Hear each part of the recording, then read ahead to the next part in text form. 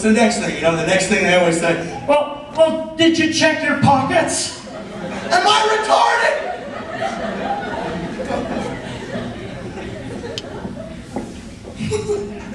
Sorry, that one hits close to me. I can't shop at convenience stores anymore. Can't do it. Because the last time I walked into a convenience store, right, I shopped around, picked out all my items, got excited, got up to the front, placed my items on the counter. Clerk looked him over, right? Will that be all, sir? I fucking thought so. But now I'm not so goddamn sure. He's making me doubt my own shopping abilities. Right? So now I mess with him, right? I'll walk in there, take like an hour and a half, pick out a bunch of shit, just walk it all up to the front, place it on the counter. Clerk looks over. Will that be all, sir? Quite the contrary, my dear clerk. These will be the only items I will not be purchasing. Your move, 7-Eleven. I like that one too.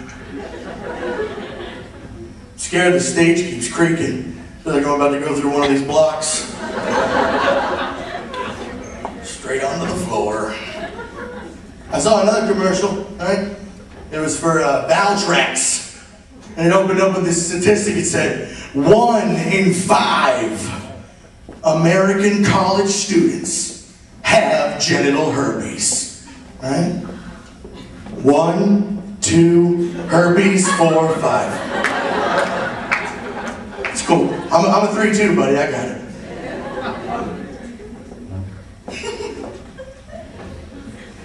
I used to smoke a lot of pot, but I quit doing that recently. And I still hang out with all the same stupid stoners that I used to because I'm bad at making friends. Right? And I was actually hanging out with one of my buddies. We're sitting at my house. We're just sitting there hanging out. We're watching the movie Jumanji. Right? Yeah. We watched the whole movie. My buddy's just hitting the ball the whole time. And at the very end of the movie, my buddy's just really stoned and he leans over and he's like, Dad, I totally wish we could play Jumanji. Really, dude? Did you not just watch that fucking movie? You're so high you could probably barely stand up, much less evade a stampede of African animals destroying my 3-bedroom apartment. I'm not as agile as Kirsten Dunst was when she was 13. Bitch can move. She's quick at her feet, right? I think what my buddy thought playing Jumanji would be like is we get a board game out, we'd roll the dice, Robin Williams would jump out of it, start talking about doing coke and Mork and Mindy. Not the case, mon frere. Not the case. I actually did see a movie that changed my perspective on life. The new Star Trek movie, that's right. Turned me into a douchebag. See, what I started doing after I saw this movie is going out with my sober friends and drinking so much that they felt obligated to drive my car home at the end of the night. And that's when the fun started for me, right? They're in the front seat, they start the car up, I'm in the back seat all hammered like, I am the commander of the Starship Dodge Neon. Boldly going from one bar to another bar, seeking out new civilizations and pussy. Number 1, set a course heading for checkers on University. Walk 9, engage. Hold on, number 1, bring the ship around. I'm going to attempt to hail these hoes.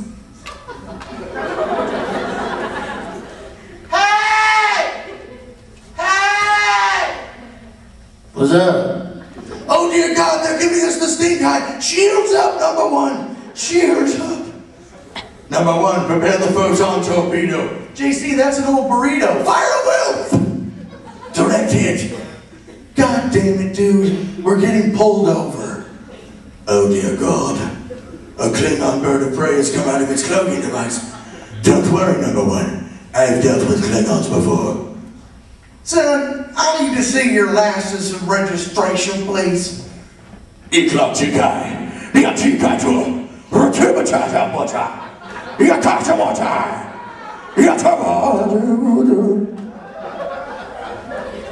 The officer was not fluent in Klingon. But he was fluent and clubbed me over the fucking head. But I lived through it, so somebody must have really been looking out for me. How many do we have time? Should I get off?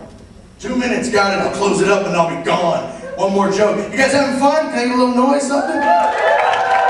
Thank you. Thanks for having me. This is fun. All right. The other day, I was at the grocery store, buying my groceries, right? I got to the end of the line after paying for them, and the bag boy, he said the same thing he always says. What'd he say? Bag guy. Guy with the bags, what's he say? Paper or plastic, exactly. Took him a second, I said, quit, I quit. You know? Don't look at me, man, I don't know. I'm fucked up, man, I don't even know where I am right now. Look, my hat's on sideways, I'm just lost. Where am I? Who am I? I don't know. But paper or plastic, yeah, that's what he said to me. He said, paper or plastic, right? And it was my choice, so I chose. I said, plastic, please, mon frere, right? So I said, and from behind me I heard, right? Turn around, there's a gentleman standing there. It's like, excuse me, sir, not to interrupt your shopping experience, but you should get the paper bags. It's easier for them to recycle the paper bags once you're done with them. I was like, that's cool, I don't recycle anyway, right? Fire started flowing out of this gentleman's eyes as he leaned in very close and was like, "Sir! You don't recycle! You're the reason why global warming is happening. Ignorant people like you are destroying the environment. You, sir, are an ignorant asshole." And I was like, whoa, whoa, whoa, buddy. I've been preventing forest fires all goddamn day. Thanks, everybody. I'm JC. Thank you.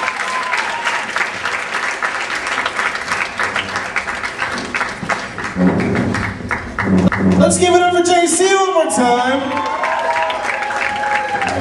That was a funny guy. Yeah, but just like you said, I see the guy with the herpes looking at you. Be careful with yourself. Alright. So this year, our comedy night directors have actually wanted to add a twist to comedy night. So for the evening, we've got some humorous comedy for you guys. Yes, we do. This script needs no introduction. Their words say it all.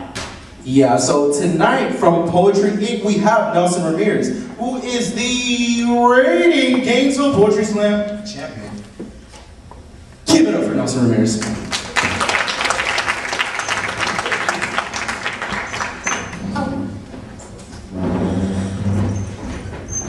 How's it going? I'm not a comedian, I'm a poet, but I do have poetry that is, I guess, funny. I'll be reading that. But I am Dominican, and yeah, Puerto Ricans. I don't know where they went. They're pretty silent when I'm not hating them. Not cool. But I was born in the Dominican Republic, Santo Domingo. I was raised here, lived until I was 7 years old, and then I moved to New York. And that was an interesting experience because for anyone who was born not in America, when you hear about New York or America, you think like pearly gates, like super clean. And so me being born in a very poor place in the Dominican Republic, when I moved and landed in New York at the age of 7, I was very surprised to find streets dirtier than the Dominican Republic in my own home. But I was very excited about all the Latin people that seemed to have come with me on the plane when I got there, when I got to New York. But I was married at the age of 5. That sounds weird, I know.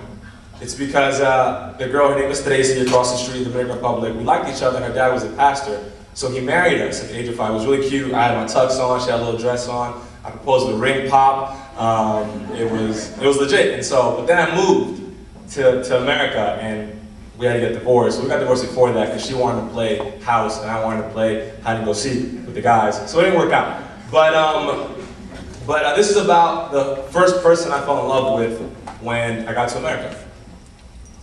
After kindergarten, elementary, junior high, and high school, after 4 girlfriends, SATs, and the basketball team, after more than 10 years removed from the puberty that chiseled these great features, I'm still in love with my 2nd grade teacher, Miss De Leon. Postpone any thoughts you have, well, it was just a childhood crush, not with me. I asked my first girl out during pre-K lunch. I was clutch with the ladies. Ever since I was a baby, I was pimping them toddlers. Dollars, bottles of milk is how they paid me. It may sound crazy, but I was married at the age of 5. Posed on my knees with a ring pop, my game was sick. Swift on the block, I'd point one way, and on the way back, I'd sneak in a kiss. I had that Latino flavor, so they couldn't resist. I'd invite them over to my place to watch Disney flicks. Don't worry, We watched the movies. But the only way to keep these chicks off me was to lie and say I had the cooties. Sue me, I like girls. But Miss De Leon voted magic carpet. She was a whole new world. So I switched lanes from second graders I won't name. I was in love with a woman, a teacher. So best believe I brought my A game. I strayed from the back of class and claimed the front row seat. I would skip recess to grant her some alone time with me. You see, I was confident in my approach. Up to that point, I had first class game while other lanes sat on coach. Bump luck. I amused her with my knock-knock jokes. You see, that's how I softened them up. I was pulling the rope until one day she caught me passing the note. Don't sweat it. I wanted her to read it and she read it. It went like this. I admit, 2 D's. I daydream while you teach. It's not a stretch to call you an angel with a J, because I hear heaven when you speak, 2 E's. And for a second grader, that joint was deep. And now almost 15 years later, I wonder what would happen if we meet. Dead butterflies in my stomach will probably resurrect. She'd ask why it didn't work out, and out of respect, I'd tell her, it wasn't you, it was me. I was making moves. In a day, I was learning about the moon, grasping addition, climbing jungle gyms, eating food, taking naps, and playing dodgeball, all before noon. There was no way you could keep up. And she'd laugh at me. I'd tell her about my poetry and where I live, and she'd probably tell me about her kids and how they'll grow up to do more than she ever did, and I'd give her a hug. Just so she could feel the chiseled body she passed up on. But I would never, ever ask her about her husband.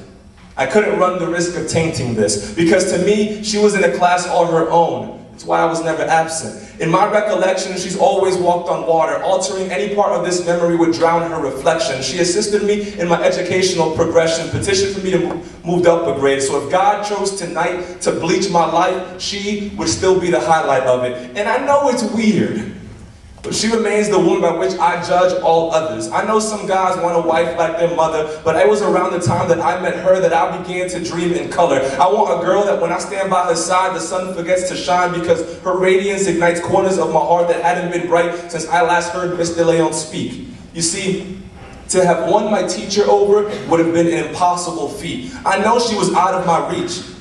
But nowadays, people settle for erections, thus love has lost its mystique. We fear rejection and thus seek below peaks till our seeds are planted. I want the woman I date to be out of my league so that I will never take her for granted. No one should cheat.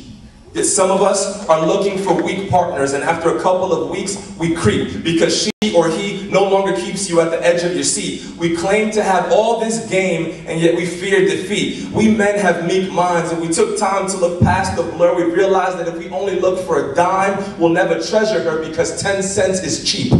So although Cordy may have died with the Romans, I'm still roaming, and when I find her, Kodak won't know what to do with our moments. You best believe, 50 years from now, I'll be able to look at my wife while she sleeps, and I'll thank God that out of all the great men that be, she chose me.